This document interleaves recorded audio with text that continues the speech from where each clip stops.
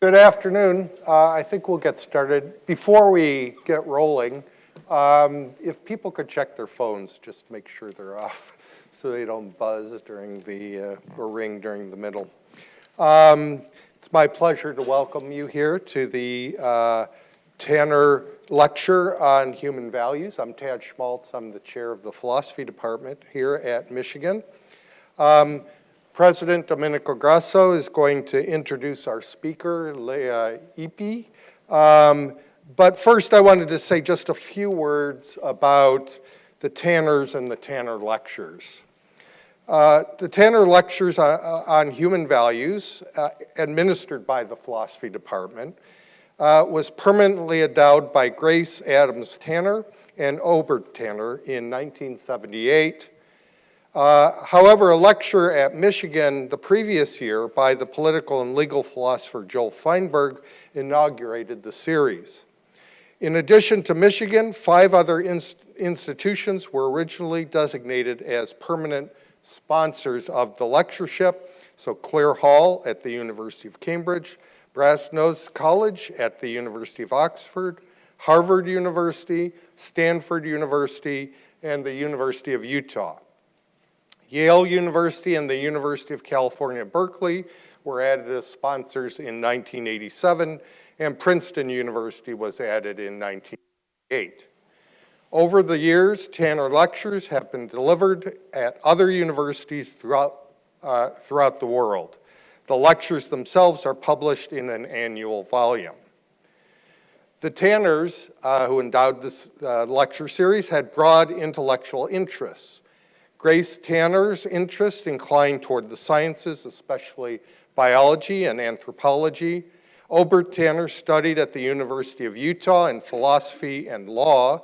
After receiving his law degree, he studied and taught philosophy and religious studies at Harvard University and Stanford University, and was a professor of philosophy at the University of Utah for 27 years. He also was a successful businessman, having founded in 1927 the O.C. Tanner Company, which produces a range of jewelry that businesses use to reward individual accomplishments.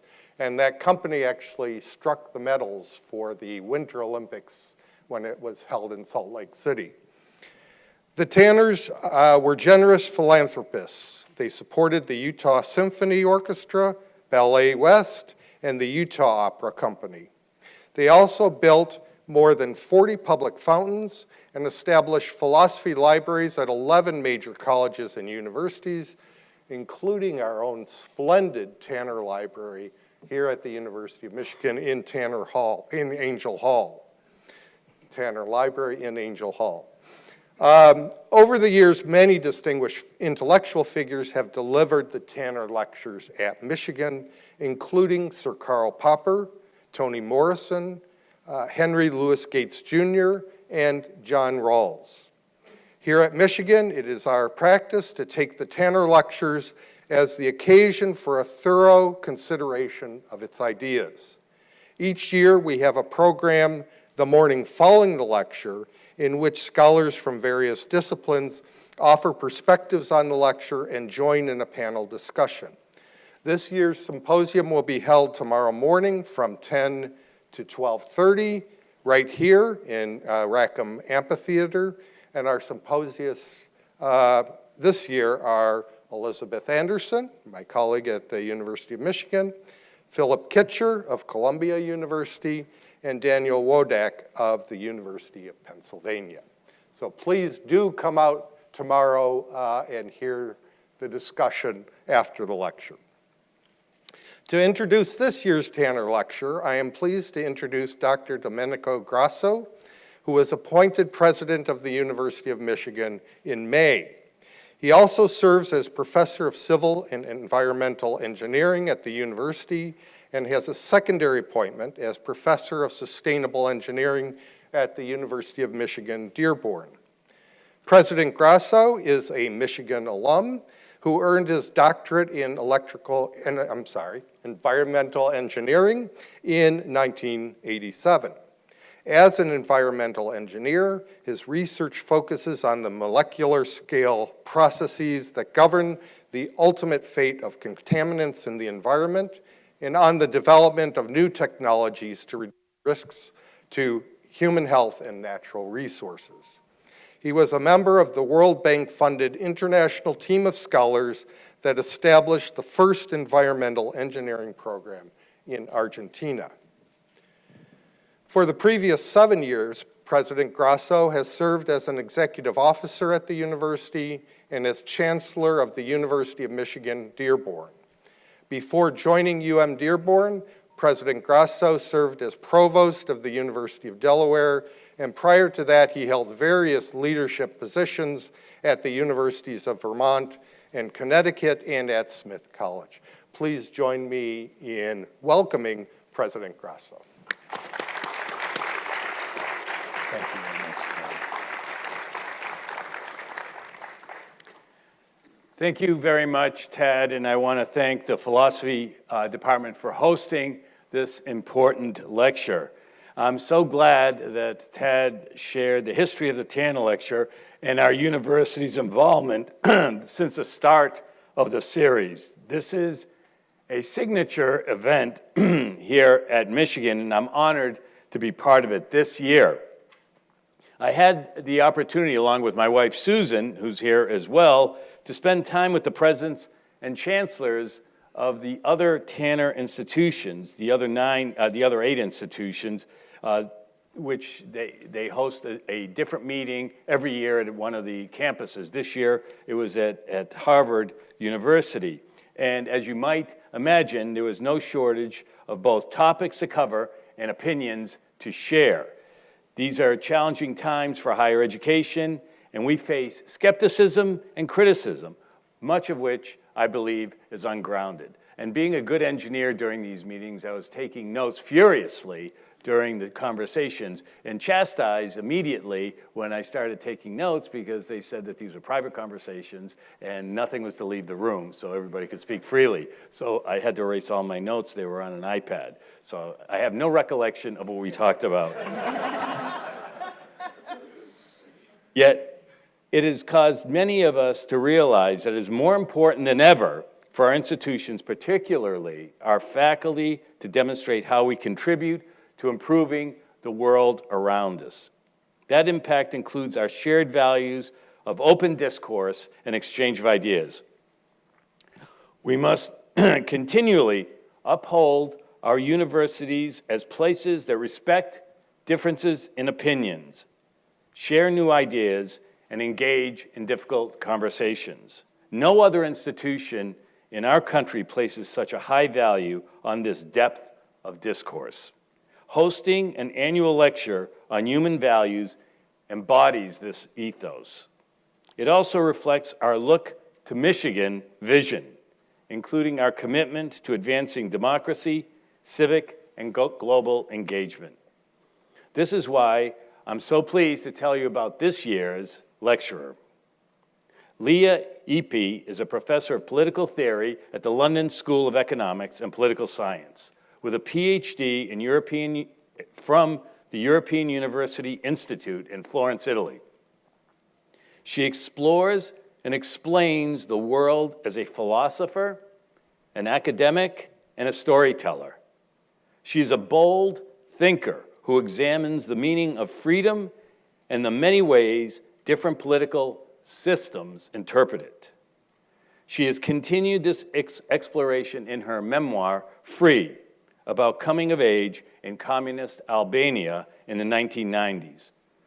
Her latest book, Indignity, A Life Reimagined, is an exploration of her grandmother and family secrets.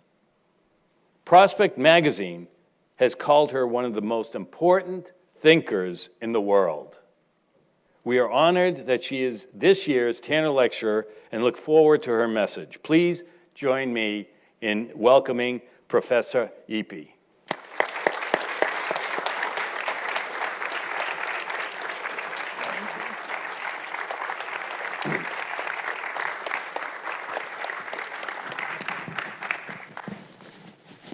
you very much, everyone, for being here. It's a great pleasure and an honor to be giving this lecture on the topic of political progress. What is political progress? One answer comes from Thomas Mann's Magic Mountain, and more specifically from the reactionary NAFTA, who's one of the characters in the novel, who says, "Progress is the cry of the patient who constantly changes his position, thinking each new one will bring him relief." The unconfessed, he says, the unconfessed but secret general desire for war is another manifestation of the same.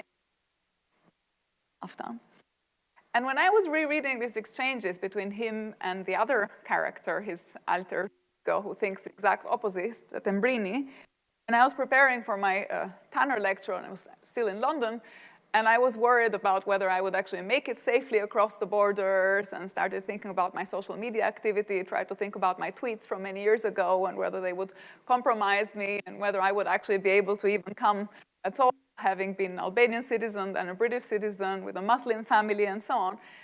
I started wondering, why did I always, when I read this novel, agree so much with Settembrini, the other guy, the non-reactionary, who is a cosmopolitan, who is someone who believes in progress, who is someone who believes in the fundamental goodness of human nature, and he thinks it's only a matter of time until we realize the rational world order. And I thought, well, as I was reading these remarks from NAFTA, I was thinking, isn't this what he says about progress as this cry of the patient who is just trying to change his position? Isn't that a much more realistic picture of what we are after and what society is about? And shouldn't we just accept what NAFTA urges us to accept, which is we just have to take people as they are, and we have to accept that progress and destruction, war, as he says, are just two sides of the same coin, and there is nothing more that we can say about each of them. So it's kind of strange to think about this topic of political progress in a time where a lot of what surrounds us seems to be pointing in the exact opposite direction of what we would normally think of as progress. So on a lot of issues, from individual justice to collective rights, from the distribution of wealth and the oligarchization of democratic politics, from the replacement of this language of shared humanity that is a premise of thinking about progress with the language of identity and exclusion and supremacy. It seems that this long arc of the moral universe is actually increasingly bending away from justice rather than towards justice. And on the other hand, maybe it's exactly in moments like this what we need to ask ourselves the question of political progress and have an answer to what counts as political progress and to also why we care about progress. So today I'm just going to try and approach this question by focusing mainly on three more specific issues. The first one, defend the idea that political progress is a species of moral progress. Then explain why we need the idea of progress. And then finally share some thoughts on some criteria that we might help ourselves to when we think about what counts as political progress. And hopefully that will also help us in thinking about progress in the context of political conflict of the present. So let me start with the first.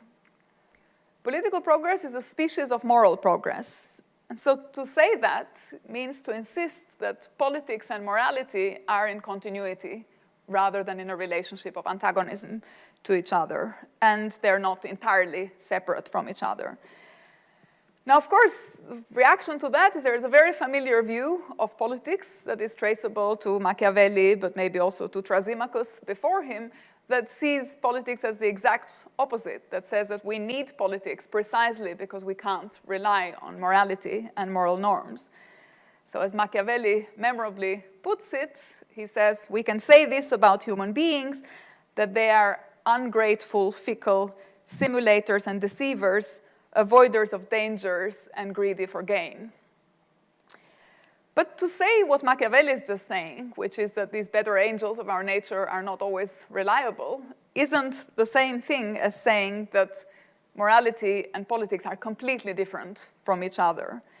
Because it seems to me that the motivational difficulties that we have for acting a certain way can be separated from the moral reasons that we have to act that way. So even if people don't always act morally, even if political morality is a very particular kind of morality, the standards of morality and the standards of politics don't need to be completely separated from each other. So now comes another critique of this position, in some ways an even more fundamental critique, more fundamental objection about this relationship between morality and politics. And so instead of thinking about the connection between political norms and moral norms more generally, or defending the autonomy of political norms, which are still norms from moral norms, this position claims that actually moral norms are nothing but a brute manifestation of power, and more specifically of political power. And I want to call this the Mephistophelian position, because it's actually Mephistopheles who, in Goethe's Faust, famously claims that reason is called reason only, and I quote, so that its power is increased to be far beastlier than the beast. So this is the devil's perspective, and it's telling that it's the devil's perspective. But actually, even the devil has its philosophical champions. So the idea that morality is nothing other than the will of the powerful, which is dressed up as reason, or even universal reason, to make sure that people comply and obey with the norms that the that people in power give to their subordinates, is another familiar position from Thrasymachus to Nietzsche and beyond. And it's a position that has some appeal. It's actually surprisingly hard to argue against it. But when you think about it historically, with reference to the evolution of norms, leads to what Kant has famously called moral terrorism. So this view that places such high premium on the wickedness of human nature so as to be incompatible with other things that humans also do, like cooperating with each other, like showing altruistic dispositions. And so if that conception of the source of morality was the only one and the only credible one, it seems hard to make sense of these other things that humans show us, that they care for each other, they care for their children, they care for other people. So the species, with that view, with that moral terrorist view, might have disappeared a long time ago. Now you might say, well, the jury is still out, maybe the species will disappear, and then Mephistopheles will have the last word. But still, most people who actually use the words good and bad, or just and unjust, to refer to leaders or to refer to regime types, they don't want to just take themselves to be merely describing instances of power that depart from these standard claims. So they're not really just saying, this is the degree of ruthlessness. When we say something is better or worse, what we're describing is just the degree of ruthlessness with which someone exercises power and the degree of effectiveness in generating norms out of that ruthlessness. So they take themselves to be doing something else when they when they use this concept of good and bad and just and unjust. They're not just describing this instance of the powerful subordinating the powerless. And when, for example, even someone like Machiavelli in the Discourses of Livy urges his readers to reflect on the virtues of Republican Rome, so that he says, quote, those who read these statements of mine can more easily draw from them the utility that one should seek from the knowledge of history, he's actually offering not that account, but a different account of how morality and politics relate to each other, somehow presupposing that they are related. And that account presupposes not just that morality and politics are related, but that there is also a sense in which we learn through history from instances of political practice. And so that assumption that we make about the connection between past and present, Machiavelli says, runs against a lot of the common sense assumptions of his contemporaries, but often also our contemporaries, which is that they take pleasure in, he says about his contemporaries, they take pleasure in reading these stories of the past as if they were just stories, thinking that we can't really imitate them because there's nothing that connects the present to the past. And so he says they judge, I quote, that imitation is not just difficult, but impossible, as if heaven, sun, elements, men had varied in motion, order, and power from what they were in antiquity. And it's interesting that he has this analogy between the scientific world and the moral world and how humans show features in each of them.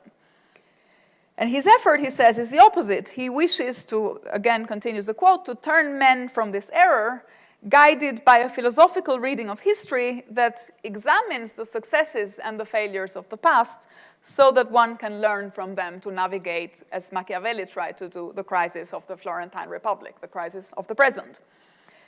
And that's where we see this connection between the idea of progress and history, and the sense that without some notion of progress, our engagement with history becomes either purely descriptive or cynical.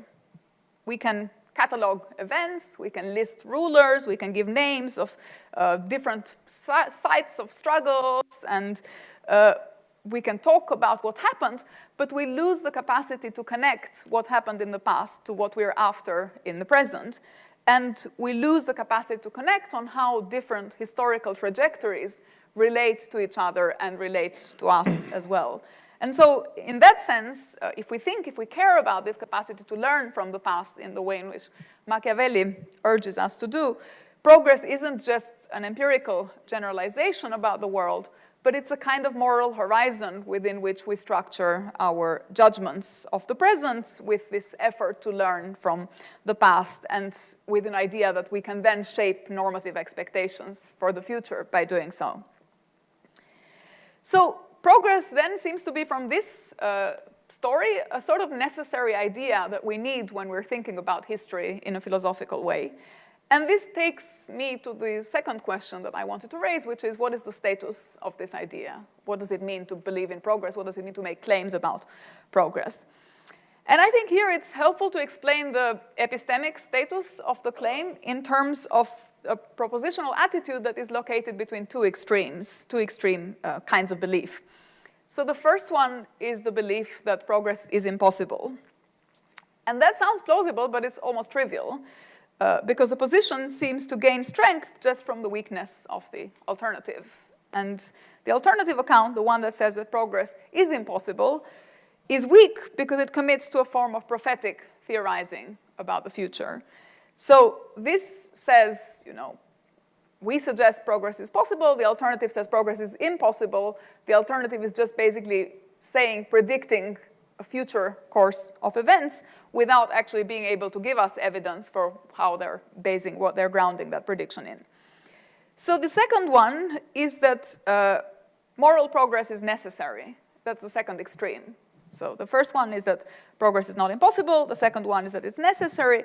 And that's too strong because in arguing the case, we seem to misunderstand the nature of the agents that are committed to certain normative statements and are responsible for directing their moral actions in a certain way in the world.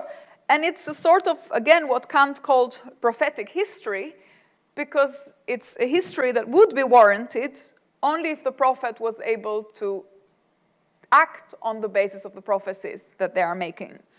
So, as Kant says, quote, if we were able to attribute to the human being an inherent and unalterable goodwill, we would be able to predict the progress of the species towards the better because it would concern an event that the human produces by themselves.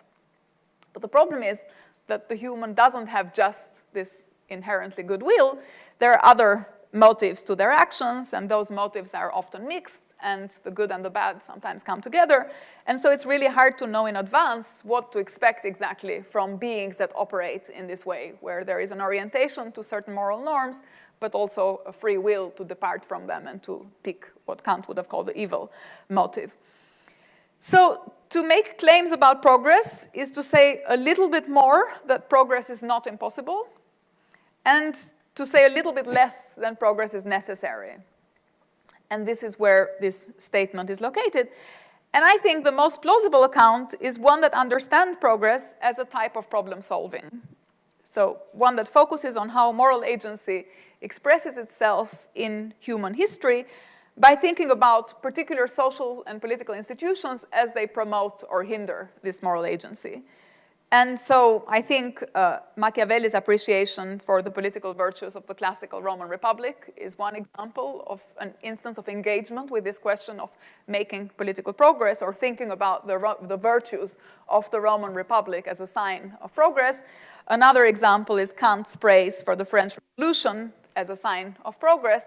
And each of these focuses on particular historical episodes are only intelligible when we think about history from a normative, from a moral, or some of the old-fashioned Enlightenment philosophers would have said from a conjectural perspective, that asks the question of what does it mean to look at history as if we were looking at this normatively purposeful, integrated whole, which puts together motives, practical actions, contingent events. And this analysis of history, as I want to suggest, is actually really important to understand the mechanisms through which specific social and political institutions or legal structures or cultural constructs contribute to this process of moral learning from the past and moral improvement overall. So this takes me to the third point that I wanted to make. If the category of progress captures this process of historical improvement of moral norms, what is the specificity of political progress within this category? And here I think it's helpful to turn to discussions on moral progress and to think about what's specific and what's different about political progress and how we might come up with an account of political progress that is a more specific way, a more specific instance of thinking about the general question of moral progress. So one way of understanding moral progress is to think of it as a process of functional refinement of other regarding norms.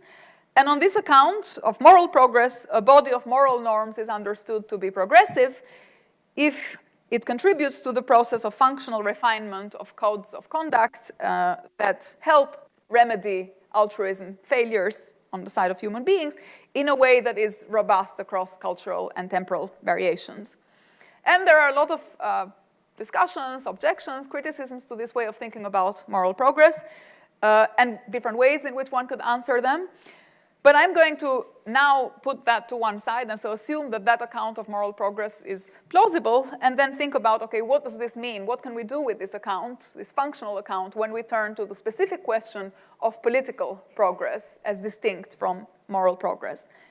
And I think to return to some of the things that I was just saying, what makes the political a distinctive realm from the moral is that even if we assume that human beings have to some extent managed to overcome altruism failures and to develop altruistic dispositions and to overcome uncooperative behavior, there is a question of consistency around upholding these norms, which depends not just on what those who comply with those moral norms do, but also on what other people do. So that gives rise to two distinctive problems, which are at the heart of the political, of the question of the political. One has to do with the lack of assurance that even if you follow moral prescriptions, even if you do the right thing, other people might not do this. And I'm going to call this the problem of coordination of action. And the second has to do with the mechanisms of preservation of norms over time so that something can be developed beyond the lifespan of particular individuals. And I'm going to call this a problem of continuity. So I think the question of how the political relates to the moral hinges on these two distinct questions, one of coordination and one of continuity. And the familiar story in political philosophy that follows from this way of understanding the specificity of the political, as we know from people from Plato to Machiavelli, from Hobbes to Rousseau, from Kant to Hegel to Rawls, is that political institutions, what they do is they embody a kind of collective authority required to ensure this coordinated and continuous form of cooperation among human beings. And so this collective authority can be effective in a way that is interpersonal and intratemporal if it operates through this combination of sanctions, rules that discipline actions, and in a way, the overcoming of the limitations of moral persons doing the right thing, and in a way that is entrenched in political institutions, so that we can ensure this coordinated and continuous form of interrelation. So this is what a lot of political philosophers call just the use of power. This is what we do. When we act in the political, we invoke power, and the use of power is there so that individuals and agents can coordinate and continue their coordination in a certain way. So the exercise of political power is in many ways necessary to overcome the limits of altruistic norms and dispositions, even if you concede that these norms and these moral norms and dispositions are essential to recognize the need for power. So this question of the genesis of power is slightly different from the question of justification of power.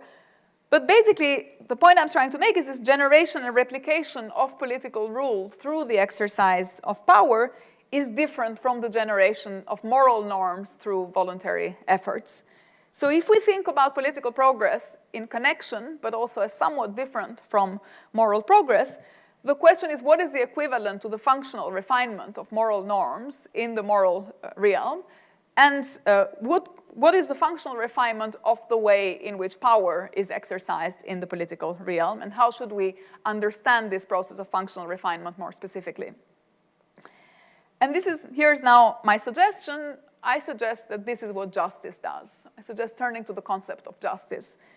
So justice, we're often told, is the first virtue of social institutions, and whether that's always been the case or whether its prominence is due to the specific historical moment in which people decided to abandon accounts of the legitimacy of the divine right of kings or ways of thinking about justice-based norms that relied on family structures and so on, it doesn't really matter too much, because the point is that justice is important to us because norms of justice help us reflect on the way in which power is exercised and shapes social and political institutions, and raising questions around who holds power, how are they using it, for what purposes, and so on.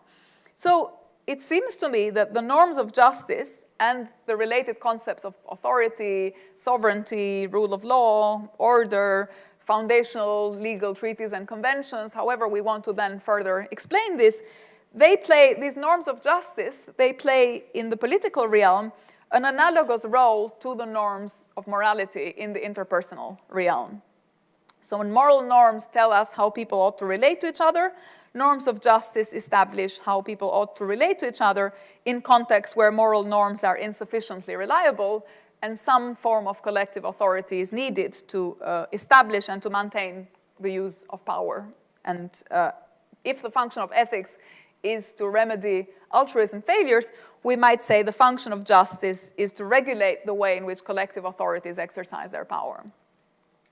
So if we think about moral progress as this process of functional refinement involving altruism failure, we can think of political progress as a process of refinement of justice norms. So again, very general story, over the course of cooperating to solve political problems, human beings will come up with principles and schemes for thinking and for addressing, for responding to political conflicts. And these conflicts sometimes are going to be about distributive and productive kinds. They're going to be about resources, about the shape of the allocation, the production of material resources, so about the shape of the economy. Sometimes there are going to be recognitional conflicts about social roles and reciprocal recognition of social positions in relation to the role of different agents in society. So the nature of these problems is going to be different at different points in time, but as agents develop different interpretations of what power is, who can exercise it, with what reasons, and for what means, the norms of justice is plausible to think that might be progressively refined. So what exactly does this progressive refinement in the function of justice include? And one way to think about this is to think about the functional refinement of justice as the process of discovery of appropriate frameworks for justifying the power of political institutions, responding for what Bernard Williams calls a basic legitimation demand. So we don't need to think of this process as one that is always driven by reason-giving or by moral norms or the peaceful endorsement of different alternatives. And we also don't have to think of this process as a linear process that occurs without any lapses to regressive forms of rule. Even when more progressive ones have become epistemically accessible. The point I'm making is that on the account that I'm suggesting, political progress can be conceived as a transformation in the normative relation between power and its justification. So while political rule first emerges from the use of power just to coerce, so just to exercise authority, the continued legitimacy depends on the articulation of power in terms of justice. And so the idea is, again, that over time, agents generate and refine their interpretations of justice, and these then become the standards against which authority is assessed. And these understandings evolve, and so then the justification for the use of power becomes more expansive, more publicly reasoned, and less reliant on pure coercion. So progress in this sense isn't just institutional change, it's the deepening of this central justificatory demand that is at the heart of justice in the way in which we try to think about the exercise of political power, and in the way that helps us distinguish between justified instances of the exercise of power from mere coercive rule. So this is basically the general story of how progress can be analyzed by thinking about this process of learning and adaptation and functional refinement of the norms of justice in the justification of the use of power. And again, my thinking here is very similar to how we think about shifts in scientific paradigms, where you can understand the shifts through this accumulation of anomalies and then the eventual reconfiguration of a theoretical framework that helps you make sense of this, and that then leads to the eventual reconfiguration of existing theoretical frameworks. So in the same way, I think changes in political order can be traced through crisis of legitimation and of response to this basic legitimation demand that exposes the limits of existing justificatory norms. And so these are crises that arise when existing structures of power can no longer accommodate the existing either distributional or recognitional conflicts that emerge, are generated by evolving social relations. And so, again, the story here is that there is a more recognitional way of thinking about this, more political ways, different regime types, you know, aristocracy, oligarchy, democracy, theocracy, technocracy, different ways of thinking about systems of political rule can be seen as responses to these recognitional problems. And likewise, you can also think about it from a more sort of materialist perspective, different modes of production, so slavery, slave-based, feudal, capitalist society are frameworks for organizing responses to distributive conflicts that develop over time. And so in this sense, political progress reflects this kind of contingent process of collective learning in which societies experiment with new justificatory strategies when old ones seem to no longer contain the kind of conflicts that they give rise to. So I'm going to now just go a little bit deeper and say something a bit more specific about how exactly we understand what counts as a refinement of a justice-based norm. And here, I think we can use, broadly speaking, 3 criteria, which I have labeled, for want of better terms, diagnostic criteria, innovating, and heuristic criteria. And so very briefly, a diagnostic criterion is one that concerns the capacity of a theoretical framework of what justice requires to actually identify the grounds and the scope of a conflict, of a political conflict, at the appropriate level of analysis. Then so that's a diagnosis about what's going on, what's wrong in the world. Then there's this innovating criterion, which concerns the extent to which a theory develops principles that can preserve the benefits of previous theories, but also add content so that they can take care of new conflicts emerging. So there's an innovating capacity. You don't go back to lose, but you add on to, you preserve the benefits, but avoid the limitations or the pitfalls. And then finally, there's a kind of heuristic criterion that is about theory's ability to combine this innovation capacity with the diagnostic capacity in ways that generate also guidance for how you might think about risk or anticipating new challenges of the future. So in this sense, political philosophy is both empirically grounded, because it works in tandem with other social sciences to identify the grounds and the concerns and the conflicts and so on, but it's also normatively reconstructive and also forward-looking. So it comes out in response to demands for change, and it contributes to clarifying the rationale for change and articulating the principles that should guide our change. And so in that sense, again, a crisis or a period of crisis or of contestation brings into focus the question of how existing justificatory frameworks might be rejected or revised or innovated or replaced by more adequate ones. And so we might say that a family of views is progressive to the extent that it refines the function of justice along those lines, and in a way that preserves the normative achievements of predecessors but avoids the limitations, and a view is regressive when it fails to do that. So this is all very abstract, so I'm going to now maybe give you an example to try and focus a little bit more the discussion and to think more about the connection between political philosophy and the real world. So in the diagnostic perspective, as I said, political philosophy is responding to political conflict, and it's examining the kinds of concerns and the commitments that existing instances of political conflict reveal, and it's asking the question of what groups, what agents are involved, what kind of demands are they making about the status quo, what kind of claims are they articulating, how do they think about the use of power and the justification of the use of power. And so in this sense, political theory is working in tandem with the social sciences here to just figure out what are to map out the conflicts in the world. And in a way helps clarify the kind of normative content or the normative terrain on which some of these struggles are conducted. Then you have a second stage where, again, political philosophy turns to the causes of these conflicts and asks itself, what do the frameworks of justice that we have give us in terms of being able to respond and to address these conflicts? In what way do they help us analyze and articulate and respond? Or is there something in the way we think about justice in its relationship to power that needs to change to account for these new struggles and new conflicts? And then finally, in the kind of heuristic stage, you have this capacity of normative frameworks to guide future reasoning by thinking and by anticipating new challenges that might emerge even if you were to adapt the frameworks of justice that we have. And so in this sense, according to all of these criteria, political progress isn't really a kind of linear march towards a given ideal that we already know of the perfect society, of how things should be done. It's rather a historically situated process through which agents refine the function of justice in response to ongoing conflict. So it's a much more pragmatic way of making sense of political change and political development. So let me think again, now go a little even more specific by thinking about an example that's always in my mind, which is how we think about conflicts around globalization in the present. And so think about the relationship, for example, of, I don't know, capitalism to the liberal democratic state. That's one conflict. In liberal democracies now, as we know, the status quo, the use of power, is contested from all kinds of agents, from Charlie Kirk to Greta Thunberg, from, I don't know, Occupy Wall Street to the MAGA movement. And sometimes the claims of groups that contest the status quo are actually similar because they often start with a moral critique of globalization.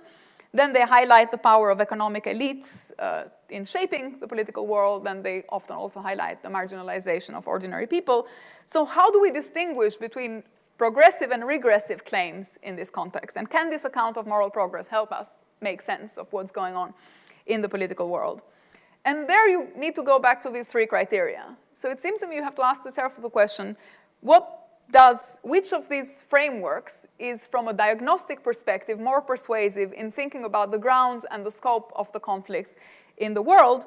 And it seems to me that the most persuasive analyses are those that focus on the tension between representative claims of democratic institutions that are territorially bound within nation states on the one hand, and the types of injustices that are provoked by the expansion of global capital, so globalization, global capitalism, and the transnational nature of capitalist economic institutions.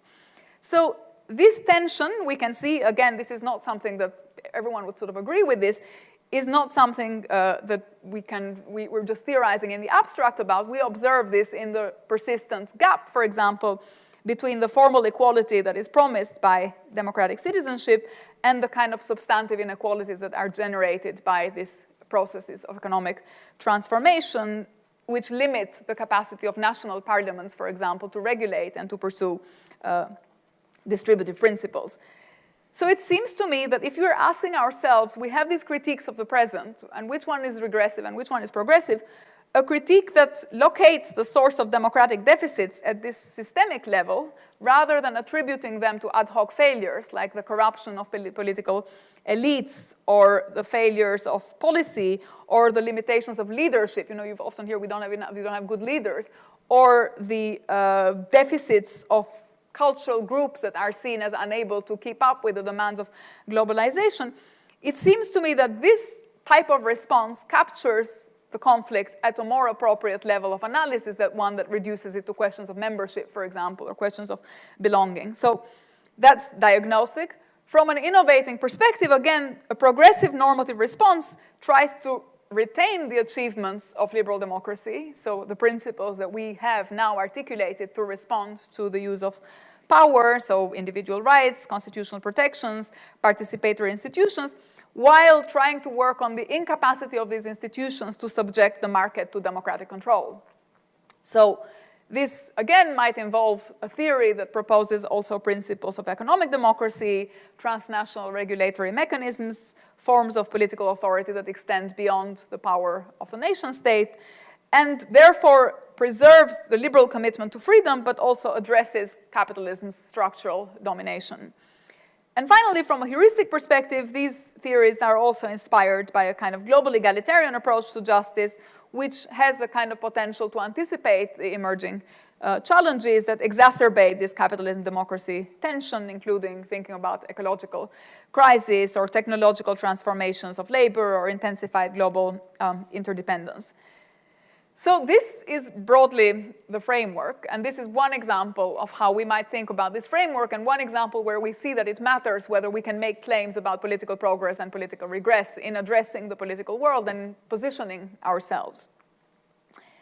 But now there is a sort of objection to this position that I've just articulated, which is we don't know if a particular practice is progressive, the critic says, unless we know the direction of its movement. And we can only know if a particular direction is right or wrong if we have access to an independent standard that tells us where to go.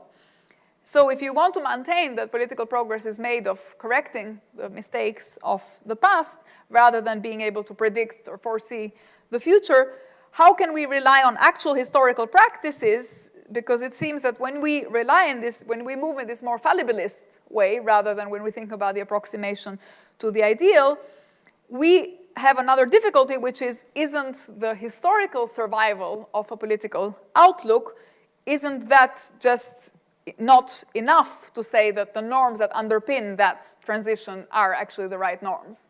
So couldn't a particular set of norms prevail just because of coercion or just because of the power of those who operate in a certain way, or just because of a manipulation of preferences and desires or elimination of alternatives and so on?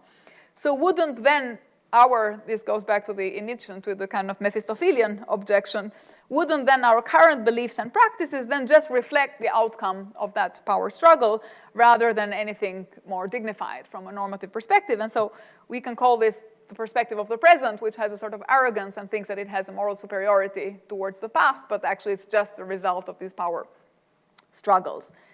So I think we can be a bit stricter on how we think about this connection between the survival of specific historical outlooks and the counterfactuals that make our account and our analysis of that plausible or implausible.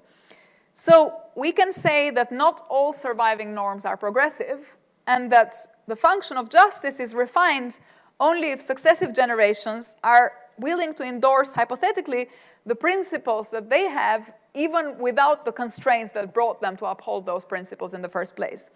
So let me give an example. Let's say, as we said, the fundamental function of justice is to justify the use of power with reference to this distinction between acceptable power and coercion.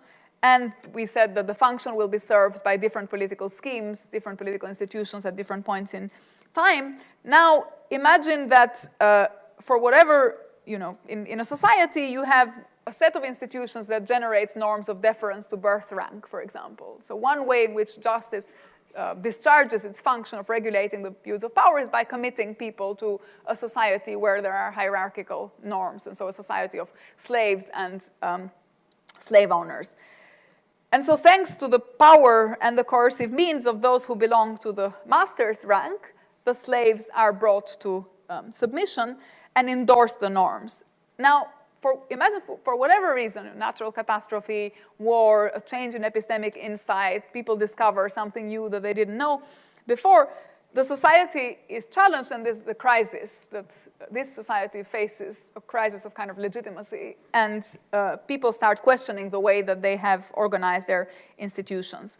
So given these alternatives, would the next generation of members of that society continue to endorse these norms of deference to authority based on birth rank? And would the justification of power based on birth rank continue to be upheld despite the disappearance of the initial constraints, whether they were epistemic constraints or constraints to do with subjection to domination or inability to act and so on? So if the answer is that it wouldn't survive, that view wouldn't survive when all the counterfactuals are different, that body of norms that may at one point have contributed to the functional refinement of justice no longer serves its historical role, and so gets replaced with a progressive view, with a more progressive one. So one way to think about this is as a kind of, another maybe a more intuitive way for some people is to think of it as a kind of intergenerational reflective equilibrium, I suppose. But this argument raises another objection that I also want to consider briefly, which is that it might look like it's only giving us ex post reconstructions of learning processes that we have now internalized, but it's unable to generate forward-looking prescriptions for the future. So how does reflecting on an injustice of the past help us think about the future? How does this, what we know about the way, what we have learned from historical failures and successes, how does it help us think about the assessment of what we need to do in the future? So let me go back to, again, this example I gave of capitalism and the tensions of capitalism and democracy under conditions of globalization. And again, on the account that I was suggesting, we start by paying attention to instances of contestation, and we try to understand the claims that are made by different political agents who are contesting the status quo, and how their reasons are connected to reasons that other agents gave in the past in instances of contestation. So what kind of moral reasons are they bringing? And one upshot of this is when we think about the functional refinement of justice, what we can do from this learning process is we can exclude from normative consideration instances that embody moral regress. In other words, that tell us, that take us backwards compared to where we have arrived in our understanding of the norms of justice.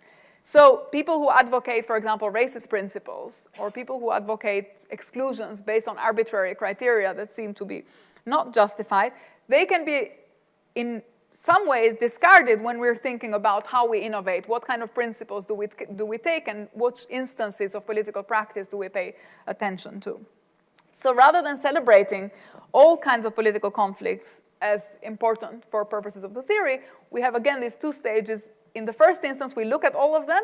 In the second instance, we think about what kind of commitments each of these agents who are acting and contesting the status quo reflect in society, and we think about what these commitments are telling us in terms of their connection to past commitments. So we think about, neo-fascist movements and the links between what they are saying now and what they were doing in the present, and how their views might have entrenched certain norms that we consider now as morally regressive and exclusionary.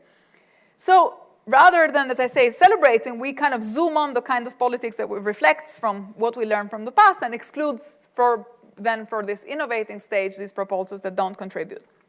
And that's not to deny that there is always a kind of a gray area where you might be unclear. There may be movements where it's not so obvious whether they're racist or whether they're tracking fascist commitments and so on. But I think the work of this theory is to at least reduce the scope of analysis and sort of reduce the object of consideration, excluding the views that fall short of what we now know and what advances we have now made in questions of justice. Okay, so I'm just going to wrap up now by saying that the question of progress is so tricky, and the question of political progress is so tricky, because progress is both, on the one hand, a necessary idea, which is what I tried to suggest to begin with, but it's also a very dangerous idea. And we know this because in the name of progress, people have also sanctioned paternalism, narratives of colonial superiority and domination, narratives of civilizational hierarchy. And my idea is that with this more pragmatic approach to the question of progress, and with this sharper distinction between political progress and moral progress, we can arrive at an account of progress that is both universal, but also critical. It's universal because it rests on forms of moral learning that apply to normative constraints that are shared by all human beings, regardless of race and gender and ethnicity or social position, social class, but also critical because it helps us, with this account of progress, expose ideological appropriations of discourses of progress, like the ones that we have seen in the 19th century, where exactly in the name of progress, actually the purpose, the mission of learning from history and this approach, which is much more nuanced and much more grounded and much more sensitive to contextual dynamics, was actually used to distort the meaning of progress and often betrayed this very emancipatory demand that is at the core of discussions on progress. And the other thing is to say that if we have a political account of progress that's on the one hand connected to the question of moral progress, but also works in tandem with social science and with the way in which empirical disciplines think and help us think about claims in society, contestations of social order, and so on, it means that political philosophy doesn't just deliver a kind of blueprint for action, and it doesn't just resolve every crisis that we face, and we can't just go to it as this ready-made, 10-point program of the political theories telling us giving us the red book with which we go and change the world. But it helps us, I think more clearly about the principles that are at stake. It helps us distinguish between different kinds of conflicts in society. It helps us make the case for how those conflicts ought to be paid more attention or less attention in the public sphere. And it helps us reflect on the normative proposal and the normative potential of different views that are put forward by different political groups. So again, I don't think political progress on this account should be understood as this sort of triumphant march towards the end of history. It's more a kind of fragile and sensitive to context and contested and ongoing process of learning, which depends on a collective ability, which in many ways takes place in democratic sites and is not just limited to academia or to sites of learning or to institutions of learning, but it's a kind of contribution to this collective ability to refine the function of justice, even in more demanding circumstances. And so I think when we reclaim progress in this way, we then return to reclaiming a kind of critical language that is necessary to confront the crisis of the times in which we live. And it's also necessary to reimagine a political future that isn't just different, but that we can say is genuinely better from the past. So I'll stop there. Thank you.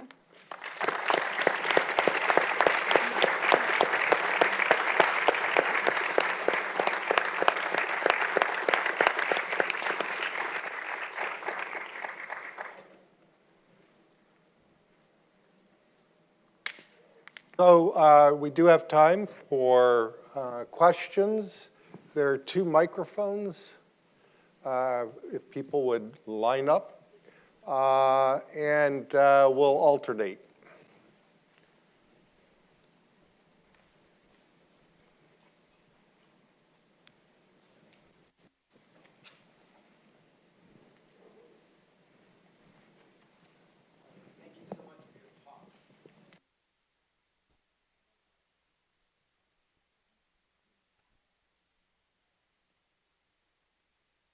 About this, yeah. Thank you so much for your talk. I would like to hear a bit more about this process you mentioned of determining the kind of implicit commitments of people within political conflicts. I think this is very tricky. For one, people's commitments are not always transparent, even to themselves. It might even be that our deepest commitments are the things we are least able to see. And then second, you might worry that these commitments only come out in retrospect, especially historical retrospect. And part of the thing that your theory is trying to do is be useful for us now and not merely to say, with the benefit of hindsight, that something was progress. So if you could just say a bit more about how you imagine that process of determining the implicit commitments going, I would find that very illuminating. Thank you. So I think, there's 2 kinds of societies in which this question, I think, needs to be answered differently, right? So there are societies where there is no basic democratic sphere and no public sphere in a way that might help you track those commitments and those concerns. And then there is a separate discussion where you have a more liberal democracy where actually there is public protest and there are signals around, what the political parties and democratic movements, or even if they're not democratic, civil society movements, activist movements, are there to represent the claims of people. I think in the second case, there is a ideological or a party political, or there is a filtering of views that's just what representative democracy is about, right? So a lot of modern democracy or modern politics is representative politics, and representative politics is about agents that are there, like political parties or like civil society movements, that are there to try and articulate what the commitments of people are, and often citizens will go to one movement or another because they feel that there is a kind of intuitive response, an intuitive appeal. So they will go to, there will be an offer, let's call it an offer of certain views, and citizens will then go to those views, and there'll be another alternative one, and people who have a different kind of concern will go. So for me, this is a balance of the kind of concerns and commitments that are reflected through public protest and public contestation. And I understand that the question is slightly different in societies where there is no public contestation. But actually, even in societies where there is no public contestation, there are mechanisms through the cultural sphere in which you can see what's stirring people. So I think of, my example is always my own country, Albania, during communism. At one level, you don't have any sense of public protest. So you don't really know what are the concerns that the government is not responding to? What are the kinds of things that people are not articulating because they're not allowed to articulate it? But on the other hand, there are lots of mechanisms, cinema, literature, where even though there is censorship, it filters the debate, will just give you these insights into what might be provoking. And of course, you also have underground dissident movements and more secret type operations. So I think the answer is different, but for me, it does take the form of public contestation of one kind or another, whether it's public in the dissident form, in the sort of Solidarność, or in the old way where it takes the form of contestation of power, or whether it's public in the form that is allowed and recognized of manifestations and protests and strikes and so on. Thank you. Did that turn it on? Oh, it looks like it did. Okay, great. This is an excellent lecture. Thank you very much for giving us this great lecture. I have a question regarding the moment where you reject the Thrasymacheian or Mephistophelian view near the end, where it seems that part of what we're doing is we're thinking of a bunch of counterfactuals about alternate ways history could have gone, and we're asking, would we still have these sort of political and moral commitments in a case with a really alternative history? My worry with this proposal is that seems like something we have very little epistemic access to, in the sense where these networks of power and coercion that might be, over the long run, influencing which kind of things we think are true, they have hold on us for a really long period of time, and it's not always clear what they are or where they're coming from. So as to even properly evaluate what we could think on a totally different historical trajectory. So I'm wondering how it is you see that we can have any kind of epistemic access to guess which things are going to be progressive rather than not, if it involves this kind of really complicated counterfactual reasoning. So I think if the view of history is what Kant calls a moral terrorism view, which is that it's all an accumulation of tragedies and it piles layer after layer and it's just power all the way down, then it's very difficult. And so this account can't answer that question. That's why I started by asking people to commit to an alternative view of thinking about the moral, and then from there build this way of thinking about political power, which tries to connect the political to the moral one way or another. But I think this Thrasymachos, the Nietzschean objection, the Mephistophelian objection, I think is really hard to answer if you think that all we have is just the result of that. And so any notion of rights and justice and universality and freedom and all of these values, they're just redescriptions of some powerful group doing certain things to another to a powerless group. I tend to think that maybe that's too strong. And so that there is something in the historical processes that we have been part of as humans, whereby for whatever reason we have come to an insight, to an epistemic insight of what it means to have a non-exclusionary point of view or an other regarding point of view or a point of view that thinks about relations between humans in a slightly more optimistic way. And then we hold on to those, and then we think, what are the instances of political practice where we see that reflected? And it doesn't have to be accumulative. But it's enough that they're not just destructive, that they don't completely disappear, that there is something that stays. And again, sometimes it stays in the legal norm, sometimes it stays in the culture, sometimes it can stay in the memory, and mechanisms that are not just the political mechanism. But I do think the only thing that I need to be committed to is that there is something about this insight that we have developed and that we do know, actually, that, I don't know, the abolition of slavery, for example, was genuinely a progressive, and that has given us an insight into how we ought to relate to each other, and from there we can then build much more robust criteria with the help of democratic or political practice.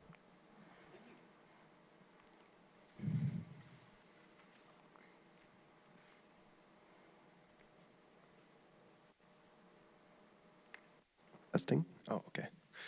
So I'm kind of probably the least educated person in the room, so this might be a softball question or clarifying question, but I was thinking about like the founding of the United States and how learned a lot of its founders were, and now I guess I've heard of a joke that the representatives have become all too representative. So I'm kind of curious, how do I, in the context of your lecture, make sense of whether we're progressing or regressing, and like what's the kind of coordinate plane that we graph that on, and who decides that? Well, I mean, in the US, it seems to me pretty safe to say that we are regressing right now.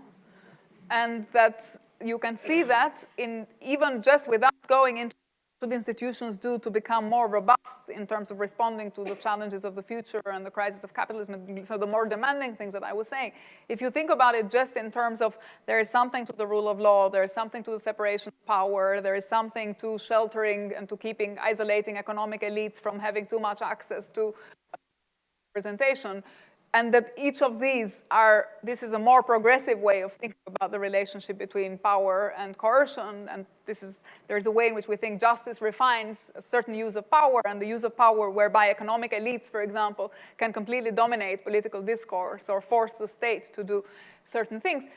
I think there is a lot that you can say about the state of the US right now, and you can then it's a methodological question, what is the scale to which you're going to do this? Is going to do it with specific decisions, so piecemeal, you think about any particular executive act or executive decision that Trump makes and ask yourself, how does this feature in this chain of events, and this is taking us backwards or forward, or you can do it in a more, you think about the entire legislative, so you take a 4-year term, and these are more empirical methodological discussions that I don't think this framework, this account can answer in the specific. But by and large, I think the US right now is actually a very good test case, because you can see how there are certain commitments, even to what has driven its constitution, even to thinking about the US as, a melting pot.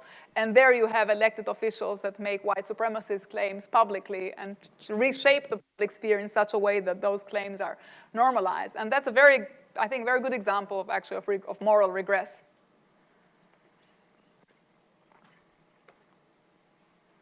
Hi, thank you for your lecture. Is this working? No. Working?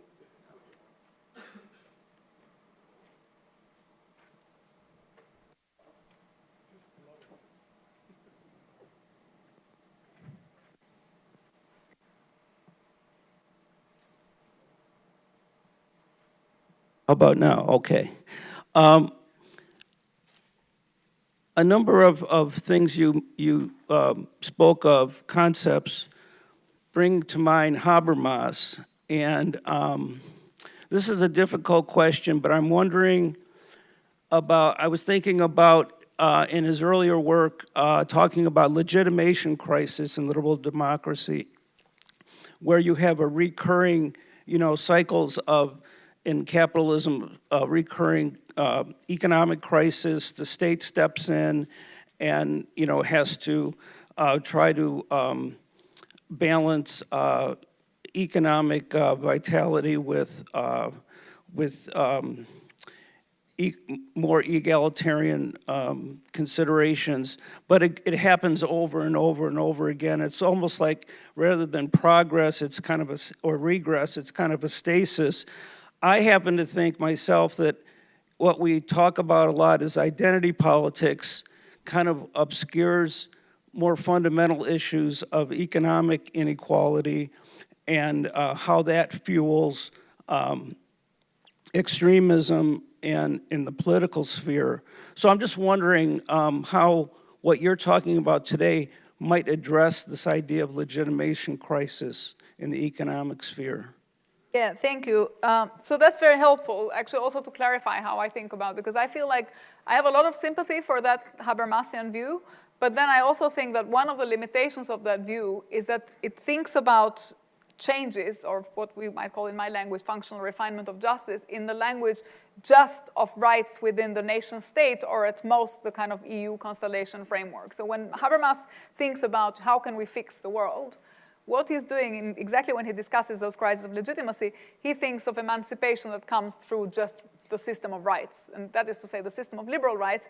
And the earlier Habermas, which was much more about the system of rights articulated in parallel with the discussion around the mode of production, so the economic distribution of resources, it was much more accurate way of thinking about diagnosing the questions. And I don't think, one of the reasons why a lot of our answers now are answers to the conflicts of globalization that take the form of membership is the result of the view that thinks that just by changing access to rights within a particular constellation, you're going to take care of the problems of globalization. And that's because I think you've missed a fundamental element of the dynamic of the analysis of the development of capitalism, which is that there is a form of power that is escaping this control by nation states. That's what I was trying to say. So, you know, there's recognitional conflicts and distributive conflicts. They go together. But if you think that the answer is just fixing each state, I mean, either it so happens that all of them do it at the same time and that capital can't go anywhere, or if the possibility that capital runs away and then sort of goes and invests in a different country, and the asymmetries and inequalities of power between the north and the south of the world make it very difficult for example, states like Albania to do the kinds of things that Habermas wants to do in Germany. So then they are much more open and they're willing to receive the capital that kind of runs away in this way. If you miss that really important element to thinking about globalization, and it's an empirical argument, but I think has a normative upshot, which is that the answer can't just be emancipation through membership. And the reason the right has become so, I think, has such political purchase now is that the right has sort of taken that narrative and says, okay, fine, if you want membership, then we'll give you the closed commercial state, which is the Fichtean answer to the development, or was the 18th century answer to the crisis of commercial society, when, you know, people could see that the state was unable to contain the expansion of commercial society, and then Fichte came up and said, fine, then let's just have the closed commercial state. And if the answer is just membership, and it takes place at this level of the nation state, then you can see why the right then runs with that narrative and then turns it into a narrative of exclusion and filtering and unmixing of peoples, as I call it, and so on. And that's because I think we've just, the Habermasian framework has lost this other element, which was the more historical materialist component in that narrative of legitimacy and legitimation.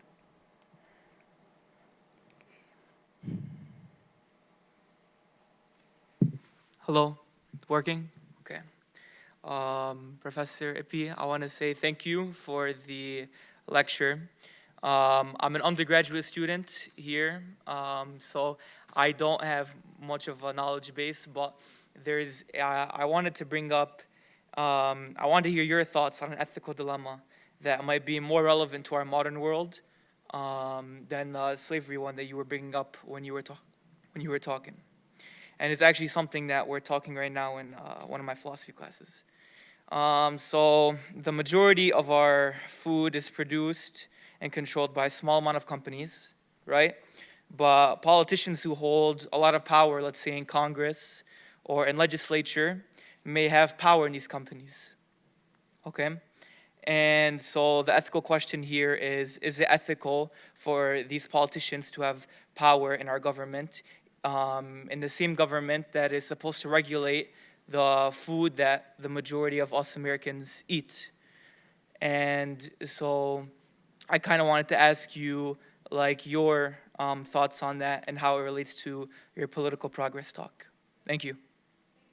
So I don't think there was ever a point in a capitalist state where business had absolutely no impact on politics.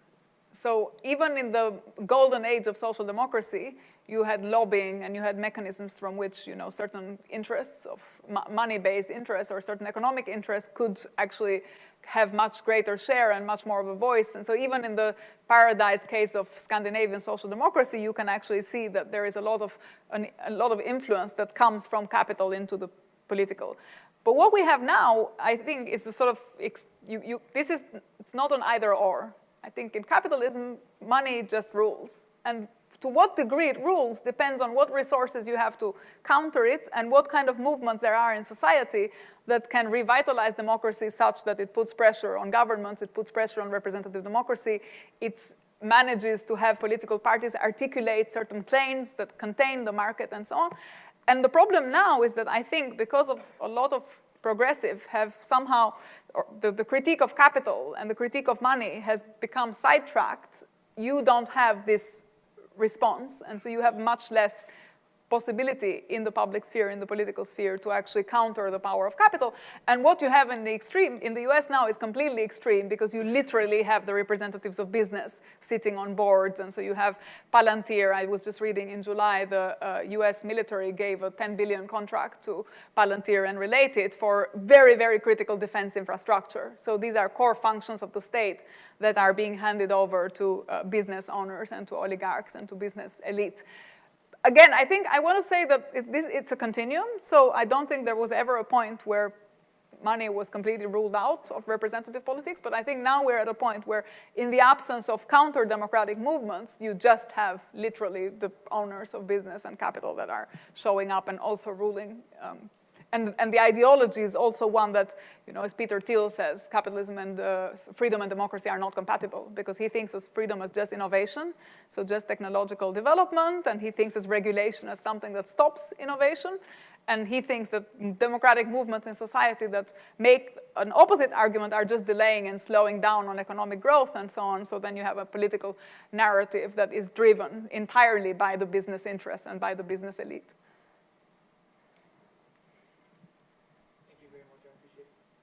Hi there. So I want to go back to that super interesting question about how do we recognize progress and regress, and your really interesting response that started with, well, I think that we're now in the United States in a period of regress. It's clear, and I don't know. So let me say why I don't know. And it has a little bit to do with the very first question, which was about commitment. And so let me try something out on you and see what you think. And I'm thinking a lot about democratic norms and their fragility and what causes democratic norms to be sustained, or, as you were speaking about in kind of midway through your lecture about coordination and also about continuity. I see norms as really fragile and prone to decay, especially when they're not challenged. And we're at a very particular moment right now that is really challenging them. And in the response to the first question about commitment, you said, look, protest, people speaking out, this is really important. I think, there are various ways of thinking why it's so important. It has to do with coordination, but it also has to do with recognition, establishing common knowledge of the existence of and our commitment to these democratic norms, socially experienced. Right? So I think about, to whatever extent others in the room share frustration with the current administration, that is just a symptom of a decay of democratic norms that have been going on for a long time because we've really enjoyed we've been coddled, right? And that this may be the very moment for our democratic norms to be strengthened. And so this may counterintuitively be a moment of real progress. Just want to try that out on you. Yeah, thank you. I mean, so I don't think that every instance of political activism is a progressive one. And so in that sense, a representative, without this account of what counts as progress, what counts as regress, and how do we think about progressive and regressive political movements, someone from the MAGA movement would say, actually, we had a real moment of challenge of the elites, and there was a real resurgence, and Trump has popular, is popular, and you go to his rallies and you see people really get involved, and so it is not just an elite phenomenon. So this is clearly something about upholding some activist norm or other. But whether they are democratic norms, I'm not so sure, because I think the standard for what counts as a democratic norm is a bit higher when we're thinking about power and the justification of power and how we think about freedom. So I have an account of democracy that I think is maybe more robust, and that would say that what you have in the US is not really democracy. It's some hybrids, and right now it's more oligarchy than democracy, but if you have a robust democratic standard, you've actually never really had proper functioning democracy, because in part this business, lobbying, distribution of money and resources, and entrenchment, constitutional, I'm not going to go in the details. So I think, yeah, I would say that we have activism, but yeah, there was activism in Germany in the 1930s as well, and it wasn't progressive, but it was, somehow people were responding and they kept. This is why I think this question of political progress is so important, because the fact that people care about something, what is political progress populates the answer to what is it that you're caring about, and what does this do to the world as a whole, or to society more, by a standard that's wider than just the standard of the people who care somehow.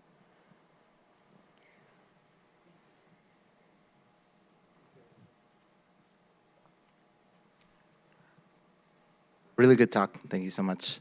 I wanted to ask, when you're looking at political progress, is there an institutional level that you find best to assess it at? Like, is it at the highest levers of power, like in the United States in Congress? Or are you looking at it as an aggregate of all the institutions that make up the system that you're evaluating? Or are there certain like keystone institutions that you can kind of weather vane the rest of the system by, depending on the way that politics is progressing at those levels? I was just curious about that. Well, I think it depends on how demanding you want to make this question, how demanding your account is of power and its justification, right? So I think if it's very, very demanding like mine, then it has to be at all levels. In part, it has to be about international institutions, because it's not enough to reform democratically specific nation states if you don't think about the overarching international institutional architecture. It's about then domestic institutions, both at the constitutional level, but then also at lower level, like regional and federal units where you have federation. It's about civil society, so it's about also exactly people not becoming too complacent and not sleeping and not letting the politicians do their work and think that there is this division of labor whereby you can just be at home and they'll take care of, because that also, as Machiavelli shows, makes the political become more and more corrupt, and so it's also regressive in many ways. I mean, a lot of Machiavelli's stuff on Rome was exactly about the role and the relevance of participation and of power sharing between what he called the people and the grandi, the powerful. And so I think the answer has to be a composite, and how much of all of that depends on how strong and how demanding your account of progress is. A lot of sense. Thank you.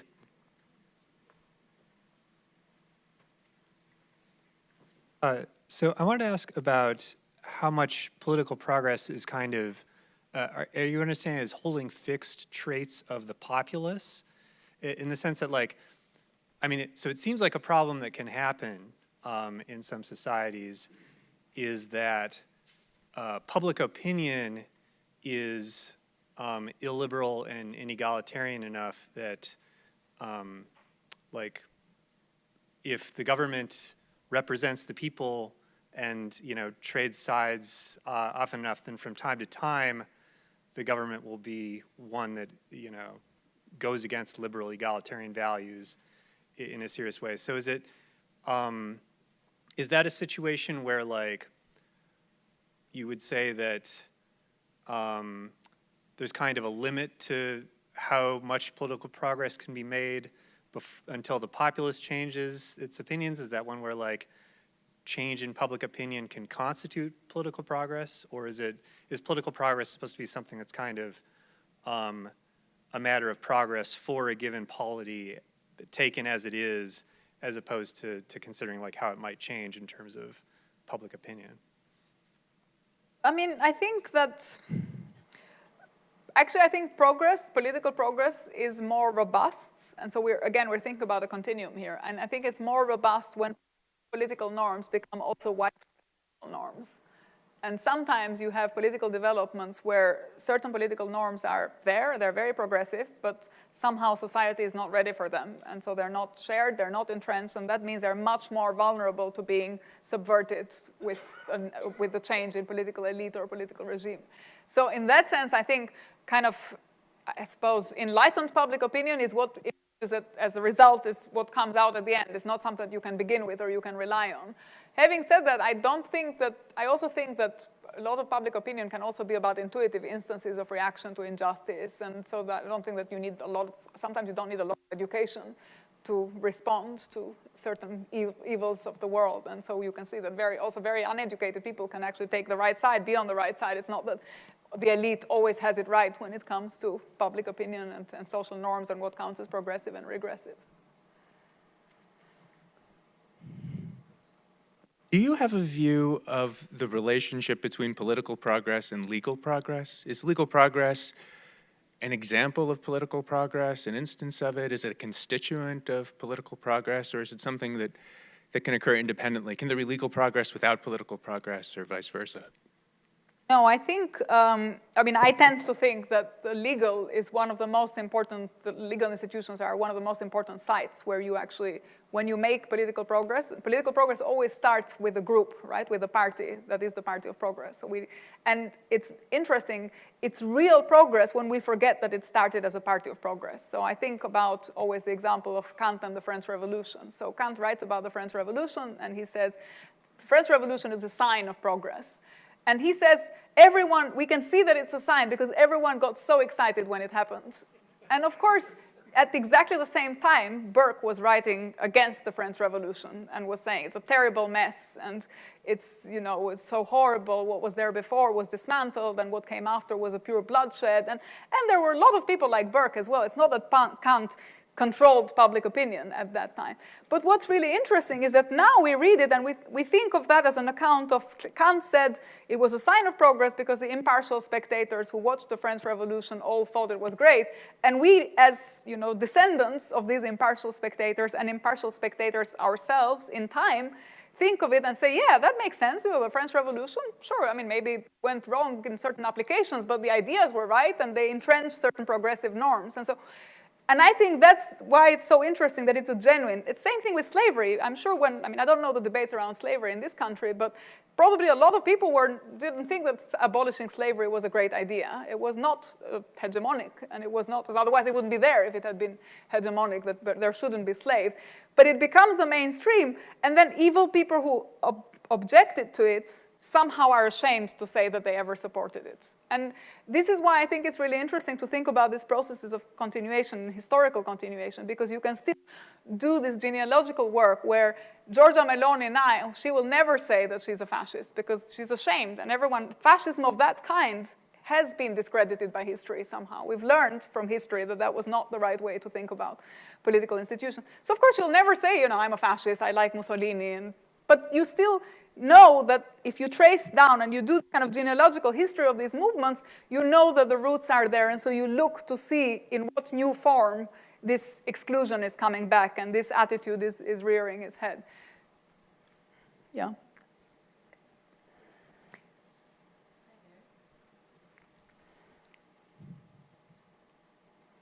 Can I just say something, because I just realized on looking at my notes that I actually didn't answer the question. I went round about.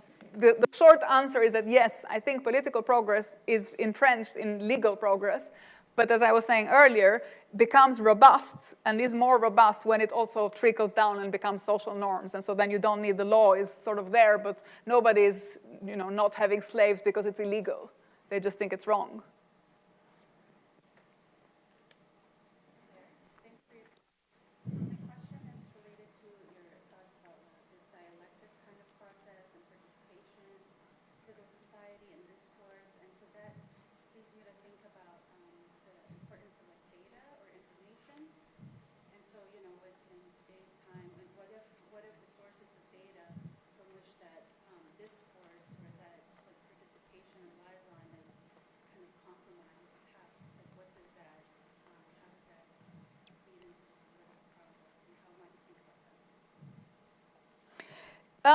Yeah, so I think it's difficult because I completely take the point that the data is biased and the sources of information are biased.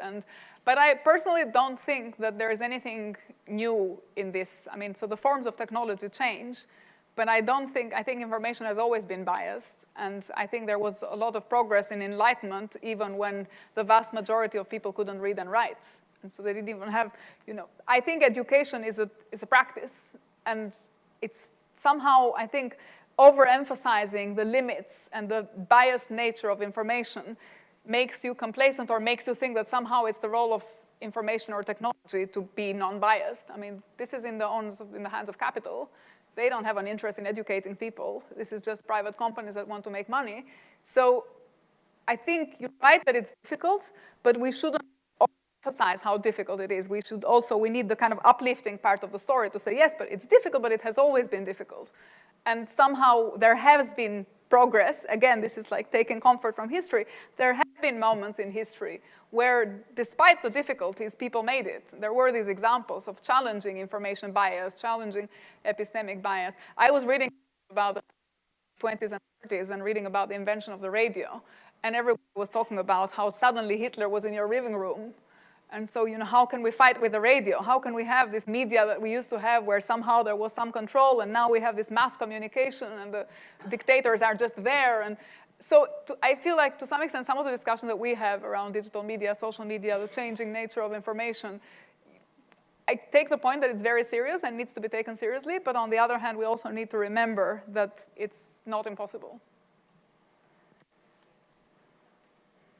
Hear me all right? Cool. So is it part of your view that if the political contention process goes poorly and we get up like immoral insights that are institutionalized, that those insights are not going to be robust in the way that the moral insights are? If it is part of your view, can you say a little bit more about why that's the case?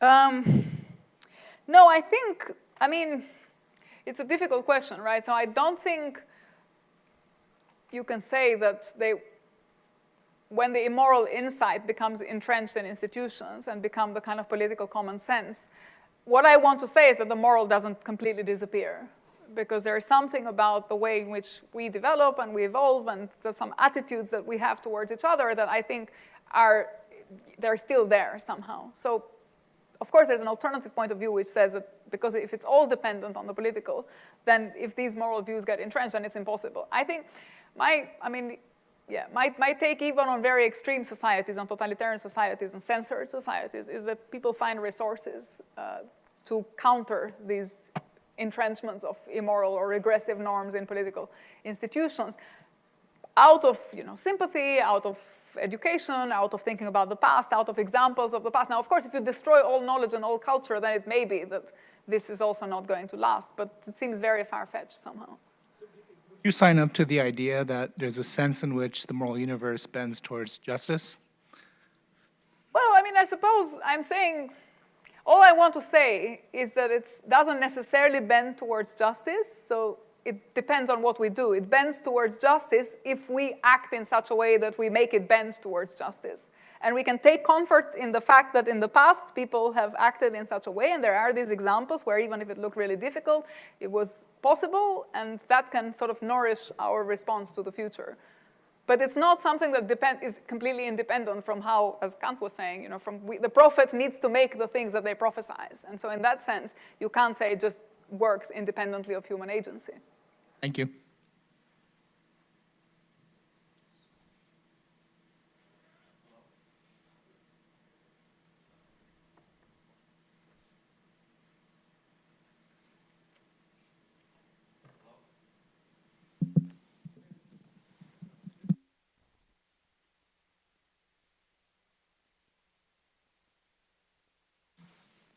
Where's the button?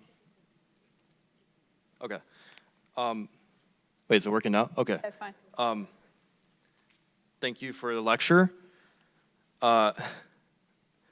So basically, I'm wondering why it's necessary to shut down, I suppose, axiomatically, obviously incorrect viewpoints for the reason that they're allegedly obviously incorrect because they deviate from our own moral axioms contemporaneously.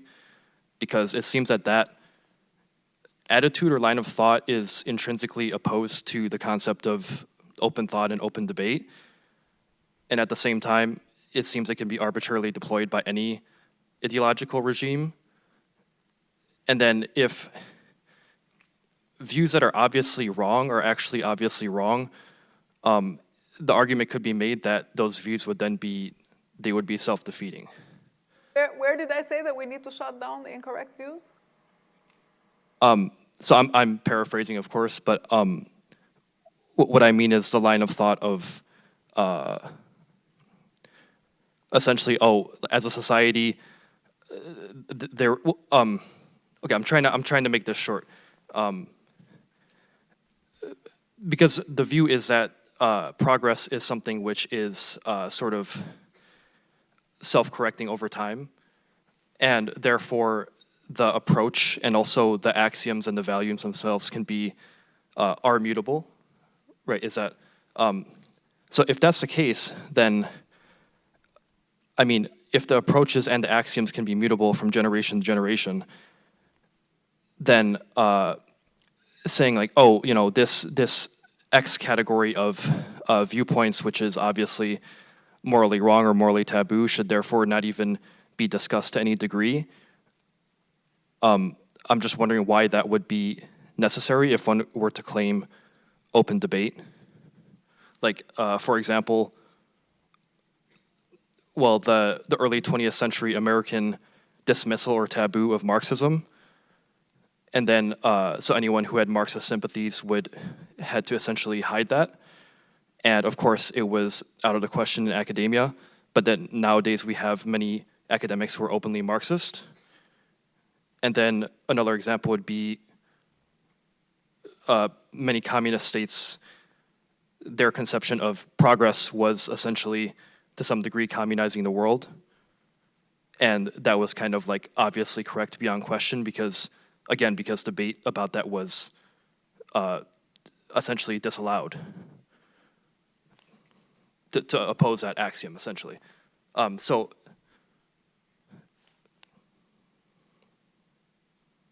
Well, yeah, does that answer the question about the nature of my question? I guess one thing that informs it. I think there is a misunderstanding because I wasn't saying, my argument is not about whether you allow or not allow fascist movements. My argument is when we're thinking about engaging with them politically, how do we argue about whether they can be seen as progressive movements that contribute to this process of functional refinement of justice or movements that hinder this process? Nothing I said is about shutting down anyone, actually. Okay. I don't intend to misunderstand you. What I said was that not all change is progress. So you can have change in a normative direction is regressive. So for example, when certain movements become hegemonic, then what you have entrenched is actually regress rather than progress, or there's been backsliding. And actually we use these terms as well, so it's not that they're mysterious. But all of this is within the context of democratic exchange about the nature of certain views and the nature of certain commitments and the political exchange that follows from that. So I don't think, I mean, if anything, my argument is that actually those kinds of claims help us engage, and rather, instead of sort of saying, oh, they're bad because they're bad people or because they're wrong, we can show, you know, what is it about those commitments that's actually problematic in this pragmatic way rather than in a way that says they're just, you know, they're terrible people or they have terrible claims and so on. It gives you a kind of historical analysis that grounds the engagement. So I think this is supposed to actually strengthen the debate rather than saying, since now we know that we're on the side of progress, everybody who doesn't can go to jail. Can I ask a short follow-up question? So I'm wondering what you think about the, well, because there's one way of presenting a sort of certain view of progress, which is that sort of coupling progress with, say, liberal democratic values, and then the opposition simply being the Mephistophelian point of view, which can umbrella Nietzsche, Machiavelli, etc. But then what about the alternative view that perhaps there are different groups may have axiomatically different conceptions of progress more than there may be more than one, or perhaps the subjectivity of progress is a question, or maybe there being more than one right view of progress, and that there is an inherent subjective element of progress, either on a group or individual level. So there's two ways of thinking about this claim. One is to say, because it's subjective, it's measurable, they're incomparable, and there is no way in which they can actually even engage in a debate and find a common core and develop a common core. That view I disagree with. So I think that's not plausible. I think cultures have, because it just relies on an essentialist understanding of culture that's actually not what culture really is. Culture emerges out of views that seem to be in disagreement and then find ways of compromising and negotiating and construct core commitments that are shared across intersubjective disagreements. So I think that's just implausible. If the argument is that its subjectivity means that there are different ways of thinking about claims of progress and their relation to, say, existing norms of justice, what I said was methodological. I mean, I gave you one example why I thought, for example, liberal democracy is not doing its job because it's not taking seriously capitalism. And so that's not the status quo. That's not liberal democracy as we have it. It's just an account of how actually liberal democracy needs to take on some of its sort of progressive and then think about how can I think about this history in a forward-looking way that makes me respond to certain crises in the world and to globalization. So that's just an application of the method.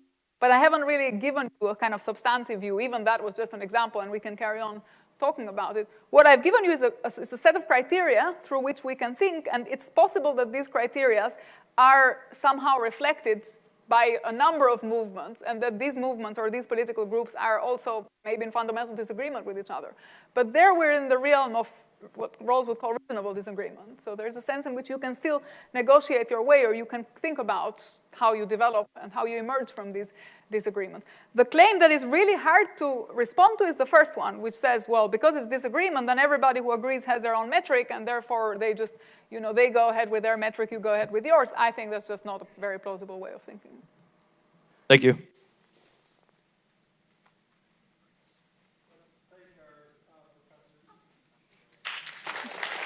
you.